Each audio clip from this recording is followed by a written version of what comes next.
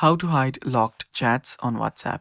Hello guys, this is Atticus and welcome back to another tutorial video.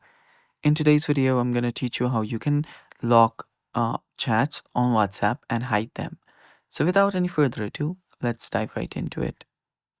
First step you'll need to take is open up your WhatsApp.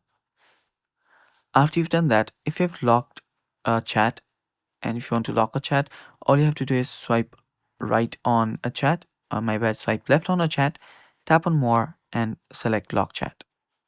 After that, the chat will get locked. And after you've done that, if you scroll down a bit, you should find this lock chat option. Now that's what we are trying to hide in this video. To do that, tap on the lock chats option, go to the verification, and you should be on this lock chat section. Now, all you have to do to hide it is tap on the settings icon on the top right and tap on hide lock chat. Now, to enable hide locked chats, you need to have a secret code. So you can set them up beforehand. I'll just set it 1111, then tap on done and enable hide lock chat. They can see you can use your secret code that you just set, then tap on done. Now, if you head back here, you won't find the lock chat option.